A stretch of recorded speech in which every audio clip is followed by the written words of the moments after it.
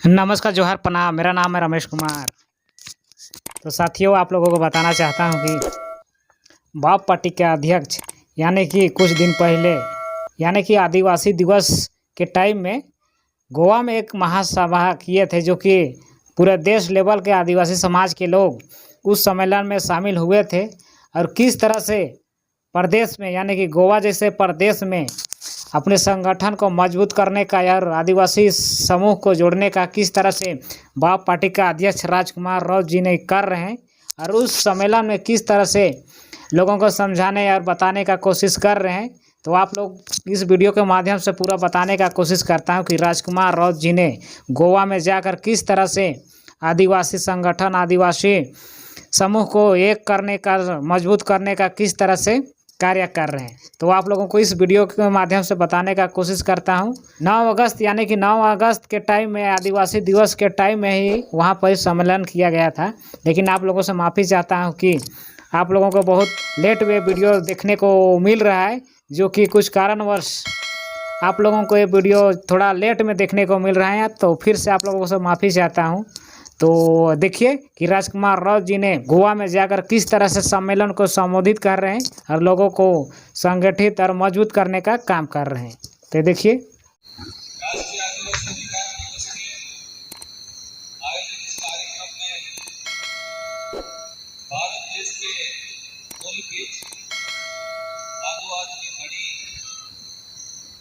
इस देश के मूल निवासी, इस देश के मूलवासी, मूल बीज सभी राज्यों से पहुंचे हुए और इस देश के अंदर आदिवासी समुदाय के समस्त समूहों को मेरी ओर से जोहार अभिनंदन करना चाहूँगा।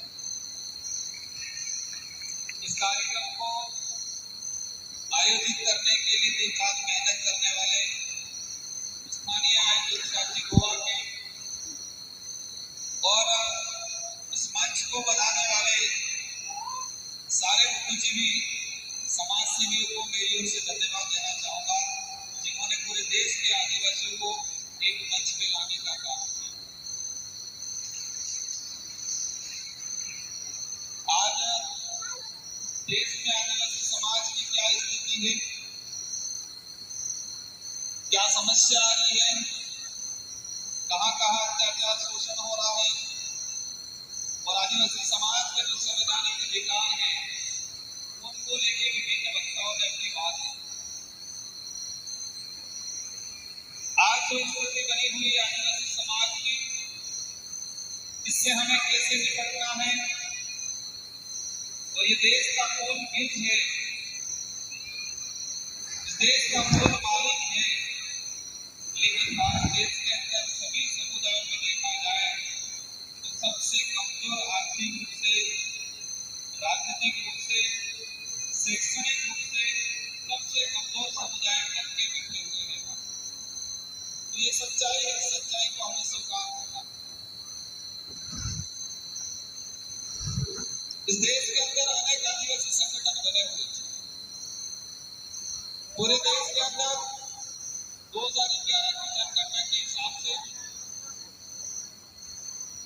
कहे कि 13 करोड़ के आसपास आदिवासी समुदाय परिवार की संख्या 713 या 714 के आसपास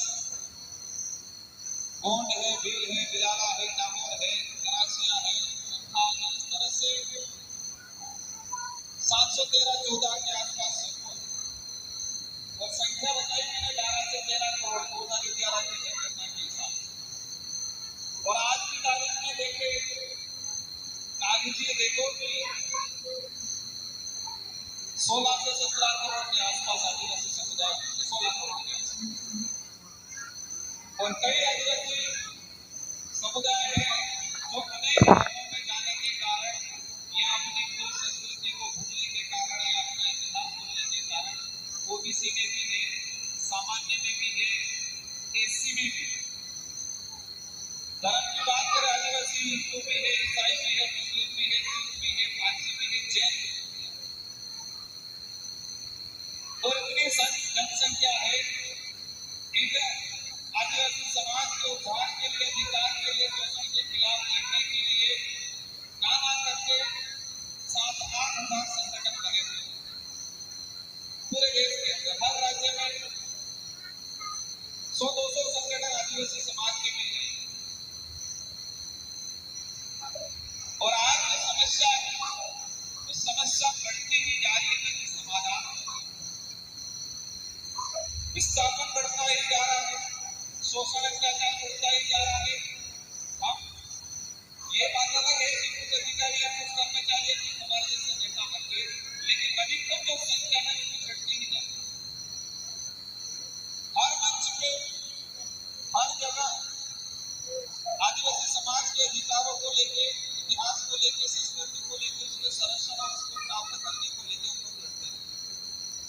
लगना चाहिए, प्रयास भी सब कर रहे हैं, लेकिन एक सवाल है इसमें रिजल्ट कितना प्रतिशत मिलता है, परिणाम कितना प्रतिशत मिलता है। इस देश के अंदर कई अन्य समाज भी, और आदिवासी समाज ऐसा समाज है सभी समाजों का सम्मान है, लेकिन एक बात कहना चाहूंगा कि हमारा जितना संघर्ष है इस देश के अंदर कौन सा अन्य समाज होता है। कुछ भी बात होती है, एक छोटा सा आंदोलन हो जाता है दो तीन घंटे के लिए, और उनकी समस्या मीडिया उठा लेके सरकार के समाधान हो जाता है। और हमारे भाई लोग 3-3 साल तक संघर्ष करते हैं, आंदोलन करते हैं, लेकिन रिजल्ट नहीं मिलता। मैं जहां तक समझता हूं, हो सकता है वो कितना सही है कितना गलत है, लेकिन आदिवासी समुदाय अगर प्रताड़ित है, आदिवासी समुदाय विस्थापित हो रहा है, आदिवासी समुदाय के अत्याचार शोषण भेदभाव हो रहा है, आदिवासी समुदाय के संविधान के अंदर जो अधिकार है वो नहीं मिल रहे हैं, उसका जिम्मेदार हम स्वयं हैं। हम स्वयं दूसरों को कहने की अच्छी बात है, कुछ लोग भी जिम्मेदार है, सरकारें भी जिम्मेदार है, अन्य समाज भी जिम्मेदार हो सकते हैं, लेकिन सबसे ज्यादा जिम्मेदार हम स्वयं हैं। कहा जाता है कि आदिवासी समुदाय पर शोषण हो रहा है, बिल्कुल हो रहा है, लेकिन शोषण करने वाले से ज्यादा शोषण सहने वाला जिम्मेदार जो हम स्वयं, वो ज्यादा जिम्मेदार है। वो जिसपे शोषण हो रहा है उस समुदाय के अन्य परिवार को बैठा हुआ है कि इसकी बारी है मेरी बारी नहीं है, वो भी जिम्मेदार। हमें कहा जाता है कि आदिवासी समुदाय को ठगा जा रहा है, आदिवासी समुदाय को अलग अलग बेनीतियों की तरफ आगे संगठन आके मूर्ख बना दे।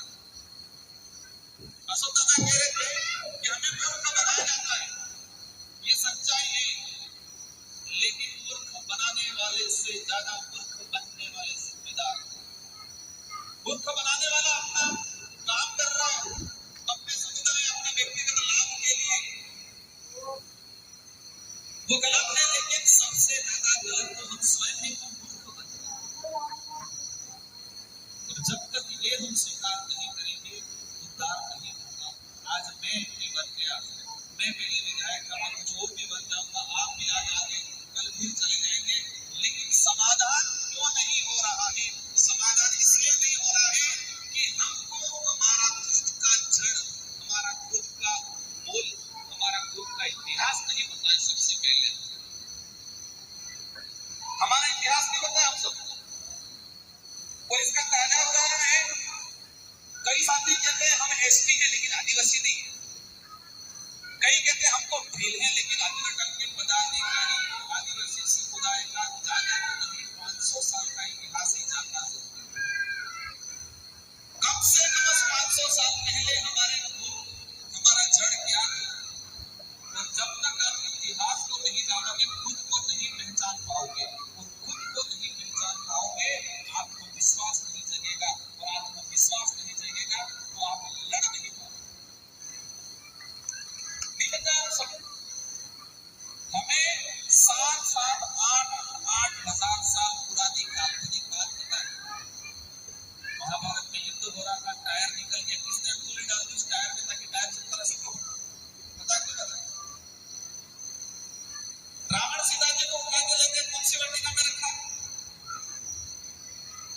अशोक वाटिका में रखा, सबको पता है। दोस्तों हमारे छोटा सा न्यू अपडेट आप लोगों को कैसा क्या लगा?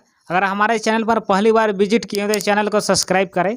तो ठीक है, और एक नेक्स्ट वीडियो मिलते हैं, तब तक के लिए नमस्कार, जोहार।